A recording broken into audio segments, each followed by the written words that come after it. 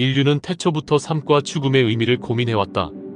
우리는 어디서 왔으며 죽음 이후에는 어디로 가는가? 이러한 질문에 대한 답을 찾기 위해 다양한 종교와 철학이 발전해왔다. 특히 힌두교 신화는 인간의 운명과 윤회를 설명하는 독특한 세계관을 제시하며 죽음이 끝이 아니라 또 다른 삶의 시작임을 강조한다. 힌두교에서는 인간의 삶이 단 한 번으로 끝나는 것이 아니라 끝없는 순환 속에서 지속된다고 본다. 이는 바로 환생과 정생 이야기를 통해 구체적으로 설명되며 과거의 삶에서 쌓은 업카르마에 따라 다음 생의 모습이 결정된다고 믿는다. 선한 행위를 한 자는 더 나은 삶으로 태어나고 악한 행위를 한 자는 고통스러운 삶을 반복하게 된다.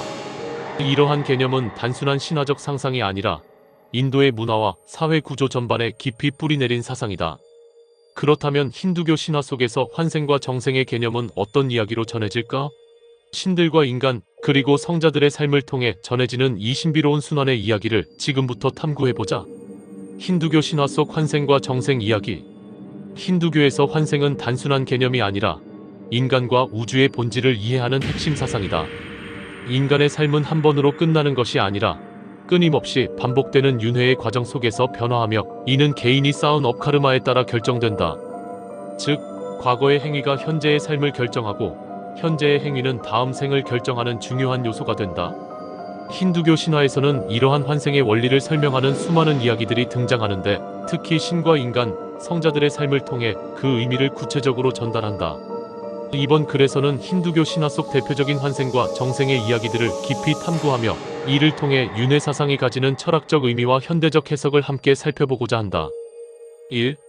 비슈누와 다샤아바타라 신조차도 환생한다. 힌두교에서 환생은 인간에게만 국한된 개념이 아니다. 신들조차도 환생하며 이를 통해 세상의 균형을 유지한다. 특히 비슈누 신은 세계의 질서를 지키기 위해 반복적으로 인간의 형태로 환생하는데 이를 다샤아바타라 10대 화신라고 한다. 비슈누는 세상이 혼란에 빠질 때마다 인간이나 동물의 형상으로 태어나 악을 물리치고 선을 회복하는 역할을 한다. 그의 가장 유명한 환생은 다음과 같다.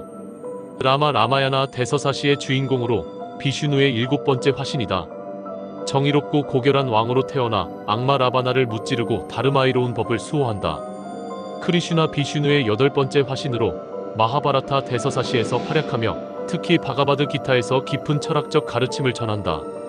힌두교에서는 불교의 창시자인 부처 또한 비슈누의 9번째 화신으로 여겨지며 세상의 자비와 깨달음을 전하기 위해 환생한 존재라고 설명한다. 이처럼 신조차도 환생하며 인간 세계에서 역할을 수행하는 것은 환생이 단순한 속죄나 심판의 과정이 아니라 우주 질서를 유지하기 위한 필수 요소임을 강조하는 것이다. 2. 환생이 저주가 될 때 끝없는 고통 속의 아슈와타마. 힌두 신화에서 환생은 반드시 축복만이 아니다.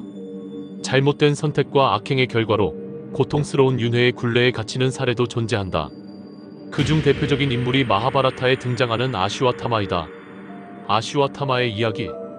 아슈와타마는 위대한 전사이자 드로나라는 명장의 아들이었다.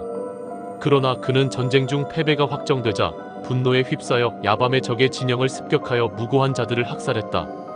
이 끔찍한 범죄에 대해 크리슈나는 그를 저주하며 다음과 같이 선언했다.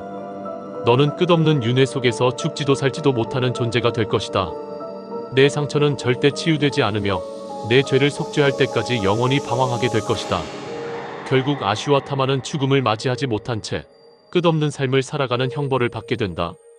이는 환생이 반드시 축복이 아닐 수도 있음을 보여주는 신화적 사례로 잘못된 선택이 미래의 삶에 어떤 영향을 미치는지를 강조하는 가르침이기도 하다. 3. 사랑으로 운명을 바꾼 사비트리와 사타반. 힌두교 신화에서 환생과 정생은 반드시 수동적인 개념이 아니다. 강한 의지와 사랑, 헌신을 통해 운명을 바꿀 수도 있다는 이야기가 있다. 그 대표적인 예가 사비트리와 사타반 이야기이다. 사비트리의 지혜와 헌신. 사비트리는 신과 같은 미모와 지혜를 가진 여성으로 가난하지만 성품이 뛰어난 사타반을 사랑하게 된다. 그러나 사타반은 태어날 때부터 1년 후 죽을 운명이라는 예언을 받은 상태였다. 운명을 받아들이는 대신 사비트리는 죽음의 신 야마와 논쟁을 벌이며 남편의 생명을 돌려달라고 간청한다. 그녀는 논리적이고 현명한 말로 야마를 설득하며 결국 야마는 사타반의 목숨을 되돌려준다.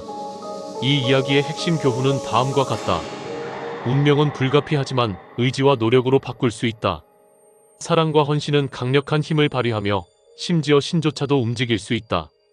이는 힌두교의 윤회 사상이 단순히 숙명론적이지 않으며 인간의 행위와 의지가 중요한 역할을 한다는 것을 시사한다. 4.